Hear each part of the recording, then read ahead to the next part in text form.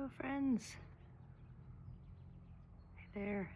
So I am going to share with you a few cards that came up for me this morning as I was looking at cards and asking a question around personal power and the solar plexus chakra, the kind of belly center, or the kind of core body center that sits right about at our stomach, the bottom of our breastbone. And that is a location that we hold a lot of tension. If you feel into that area, often you'll notice, like that's the area of the stomach, right? The area of the diaphragm. So there's a lot of muscular activity there, and that can be an area that does get a lot of contraction.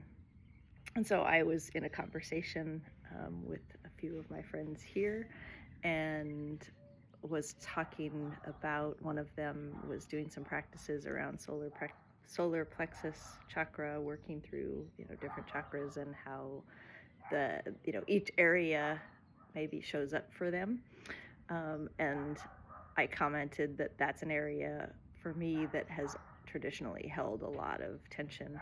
And so I thought, oh, okay, well, it would be interesting to see, what kind of wisdom could come from looking at some cards around that question of just, what is there to learn? So I worked this morning, and I was just going to show the cards that came up and read through, because I found them pretty interesting. So the deck that I was using is this Starcodes Astro Oracle, which I absolutely adore. So as we go through these cards, I'll show them to you. The artwork on these cards is amazing. So amazing. It speaks to the engineer and artist in me for sure. And yeah, so the question that I was posing was really just kind of share with me, like, give me some things to think about and some things to work with around, personal power, responsibility. That's something that I've always held a tremendous amount of responsibility for, getting things accomplished, taking care of other people's needs, all of those things.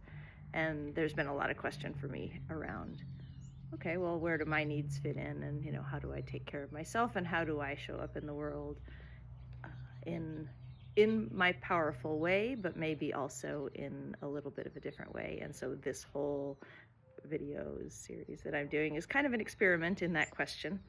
So here's the first card that came up. Yeah, there we go. And isn't that just a beautiful illustration? I love that. Opposition. So we've got these two stags meeting in confrontation, opposition, confrontation.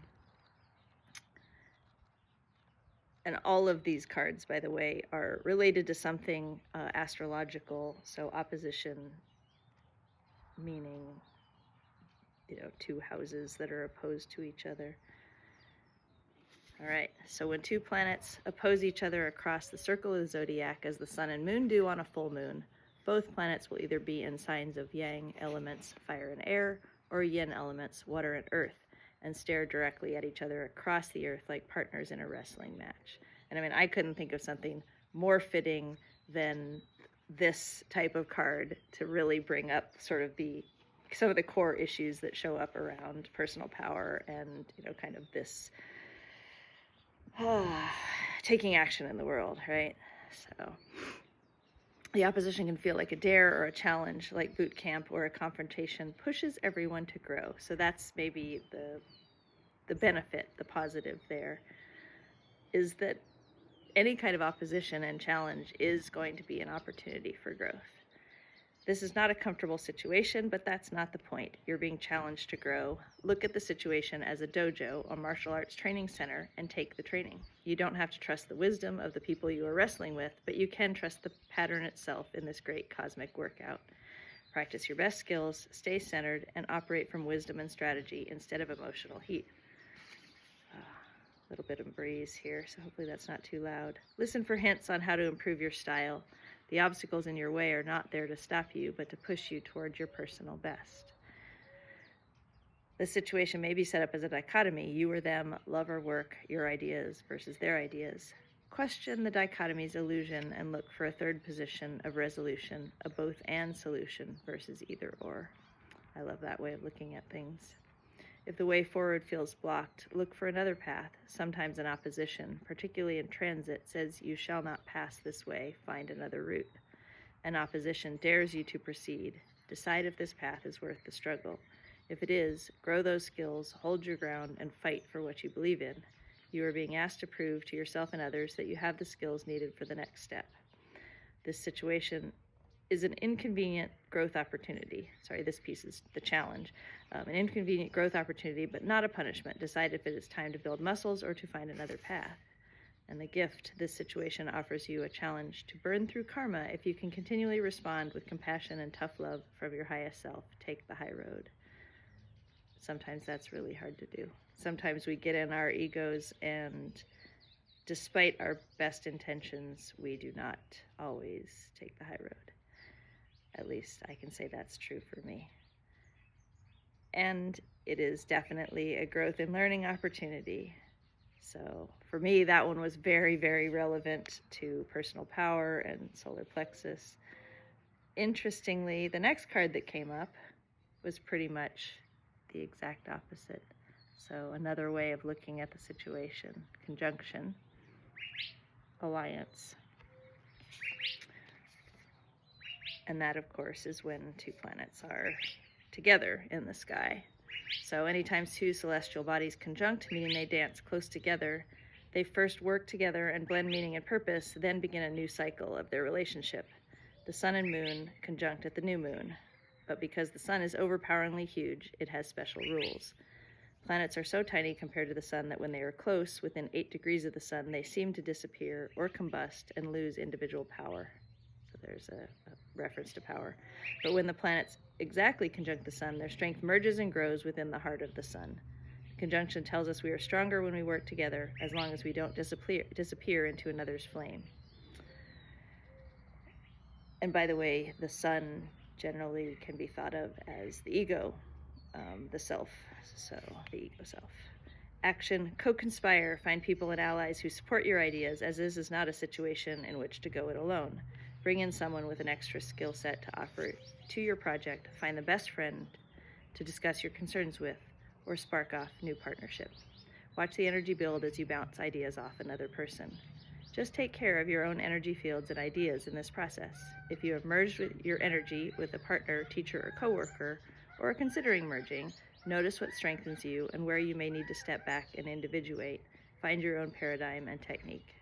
It can be lovely to love someone with a sun-like personality, warm, expansive, though at times exhausting, but don't combust. If it's time to align your life with another's, think of the line from the poet Rilke. Love consists of this, that two solitudes protect and border and greet each other.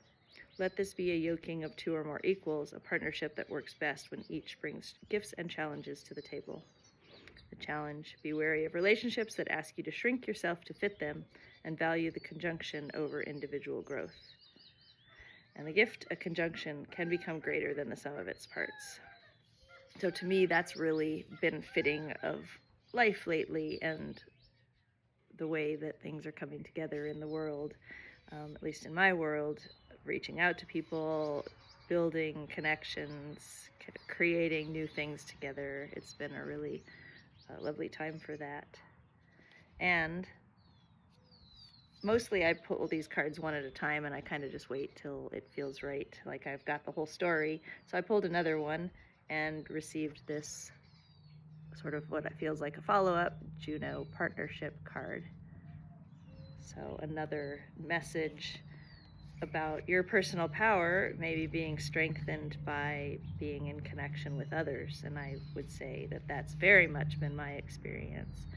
So the asteroid Juno points out how you may have been trained to choose between love and work and offers clues on how to balance them instead. Super relevant for me. This asteroid was named after the daughter of Saturn, wife of Jupiter, mother of Mars. She is queen, the organizer of society, and she rules the roost. Juno and Jupiter modeled an uneasy but equal partnership that took a lot of work and had great rewards. So, action. In work and love, Juno wants you to trust that you can hold steady on your life's path and develop equal partnerships. So get in there and wrestle to make the relationship work. So a lot about relationships and partnerships. Research healthy relationship skills and study negotiation and mediation techniques. Practice respect, communication, love, and conflict resolution between the various facets of your own personality. Like Juno and Jupiter, strive to become two whole, empowered souls who can express their individual potential, work around each other's foibles, and find balance. Be responsible for your own connection to the creative source, spirit, and your emotions. Don't ask another to carry your heart for you, as it makes it hard to accept their unique path. Live out your ambition through your own work rather than through your mate, children, employees, or coworkers. If you do so, you can encourage others' growth and exploration along with your own, and so create the foundations of great relationships and a sense of community. If you don't, you can devolve into jealousy or create monsters.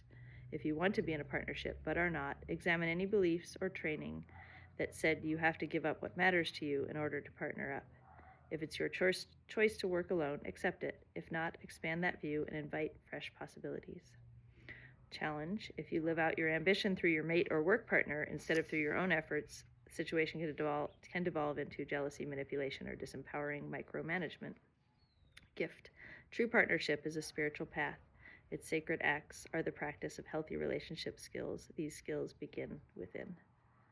So again, very relevant to the topic of personal power and how you show up in the world. All right. So the next card that I pulled was Saturn. I thought that was an interesting addition to the mix. Saturn is a very serious energy, kind of representing time. So Saturn rules that which we must build over time: bones, teeth, personal authority, maturity, borders, discipline, traditions, and organization. Saturn, like Jupiter, is a huge gas giant. With its rings of ice and rock, it represents the boundary of the visible solar system as the last planet humans can see with the naked eye from Earth's surface.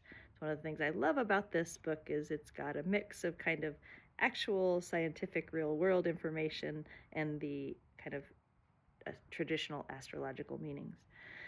Saturn, traditional ruler of Capricorn and Aquarius, takes 29.5 years to round the zodiac and forms challenging aspects to itself approximately every 7 years. Hence the 7-year itch in a marriage, and 21 is the traditional age of official adulthood. So action. Saturn asks you to step into the next level of maturity and personal authority. All right, so thinking of Saturn as a martial arts master who pushes you to grow through workouts, discipline, and tests that allow you to prove what you know, both to yourself and others. Look for a mentor or choose to mentor another. Honor the teacher, but don't give your power away. Listen to the experts, mix their wisdom with your experience, and make your own wise decisions. If you feel like someone is abusing their authority or undermining yours, set firm boundaries and hold them accountable. Study, cope, grow up. Look pragmatically to the skeleton and teeth, either of your own body or in the metaphorical structure of your project. Can this endeavor stand up and take a bite out of life? Make sure the foundations are strong, the organizational structures are in place, and build out from there. As you gain strength in mind, muscle, and bone, you can become stiff, so remember to stretch body and soul. Challenge: be careful not to cling to old conceptions of success or hold on to a brittle system that restricts potential and leaves people discouraged. Gift: the ancestors call you to wisdom and maturity, to know your gifts and limitations. This process may be an initiation, a test that empowers you. So, I don't know. We're going through a bit of some stuff right now, and I feel like this is all very good advice for how we can turn inward and look to ourselves for really the strength and the structure that we need in challenging times. And then I was like, okay, I'll close it out with one more card. I actually had 2 cards come out, and so I went with both of them. So the second to last, Vesta Hearth.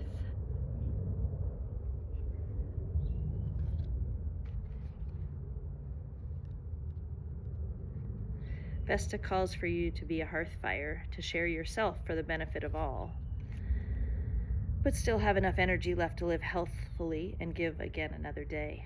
the second largest and brightest asteroid between Jupiter and Mars, was named after Vesta, oldest goddess of hearth, home, and family, and the center of a strong community. Like, if that doesn't speak to centering and, being in your power, I don't know what does. The fire in her temple was never allowed to go out, and the fire in the hearth of every home was sacred to her. She did not get involved in politics or the misadventures of the other gods. Smart. Action. Evaluate yourself and your life. Each human's task is to help reduce the total suffering on earth and increase the total joy. Your joy and suffering matter as much, neither more nor less, than anyone's else. Do not burn yourself up for another's cause, nor withhold your warmth, but share what you have to offer. I feel like that's really the message here for all of this is, sharing what you have from a place where you're also taking care of yourself. This is not a situation where you need to take sides. Come back to the center, to the flame, to your hearth and your core values. Focus on that center flame instead of the personalities involved. Once again, an excellent message for the times that we're in. Remember what matters. Find that deep calm within. Light a candle with a prayer and use it to bring your focus to the center and let the rest fall away. Then decide, advise, and operate from there. So that's a great message for personal power. It may be time to take a retreat, a chance to clear yourself, clear your energy fields, cleanse your environment, reclaim your temple. If a relationship is truly of value and important to your soul, the person or team you're involved with will honor your process. Challenge. Vesta warns you to share yourself rather than sacrifice yourself. Also super, super big. Your hard work at holding the situation together may be ignored or taken for granted unless you know your worth. Gift. Find the temple within, the place of quiet safety where you can tend the fire and carry the sacred temple with you always. So, you are your sacred temple. You can find that in yourself. And then the last card, really fitting as sort of the wrap up for this, is sustainability. So basically kind of that message of all of this has to happen in a sustainable way or it's not going to continue. Back to giving from the excess, taking care of yourself first. If your chart were a village map, the 6th house would represent the central kitchen, gym, health clinic, and dog park. The 6th house speaks where you live out your daily habits, your work environment, your pets, your mind-body connection, and how you tend your health. Action. Work smarter, not harder. The opposite of a dysfunctional situation is a sustainable ecosystem. Make your life sustainable. Look at the time, resources, love, care, and sweat you put into your life and assess whether you are putting in as much as you get out and whether you're receiving as much as you put in. The input and output have to match. Maybe not every day, but certainly every week or month, or you cannot sustain the long haul. That's huge right now. Our world often asks us for way more than we really can afford to give and still stay healthy. The 6th house concerns your daily work, not necessarily your vocation or longed-for career. If you're waiting tables to support your acting career, the 6th house speaks both of your day job and what you do toward that dream. Put in some time and effort on your dreams to bring these two paths closer to being one and the same. Assess your work environment. Besides the money and professional trajectory, most jobs offer an opportunity to bump souls with others, a stage to work through karma and round out our personalities. Boy, has that been true for me. I can tell some stories, probably will. Camaraderie, well, I won't tell stories, but I will tell things that I've learned. Camaraderie can help to create a healthy work environment. Attitude makes all the difference. Watch where you put your mind. Nervousness can turn into chronic anxiety, which taxes the health, also shows up in the core as anxiety. Give your mental hamsters something worthy to work on and keep them from merely spinning. Look at your daily habits and invest in good self-care. Make healthy food delicious and healthy activity enjoyable. Play with the dog or talk to the wild birds. Time with animals can restore the spirit as well as be great exercise. The challenge, worry can give you the illusion that you're taking care of business, but it does not further your goals. So huge. Gifts. You can create a beautiful and sustainable ecosystem out of your life as you pursue a delicious, healthy work-life balance. So those are the cards that I pulled today around the topic of personal power. And I feel like they were all a really lovely message together around facing into challenges, around being willing to connect with others, to create together, to maybe ask for what you need in relationship, to take care of yourself, to think about how you're building your world, how you're building the structures and the habits around yourself that you use to take care of yourself and you use to put yourself out in the world, and really just continuing to come back to center over and over and over again. So, yeah, there we are. That's some thoughts around personal power from the Starcodes Astro Oracle, and a little bit from me. So I hope you enjoyed that, and yeah, we'll talk soon. Bye, y'all.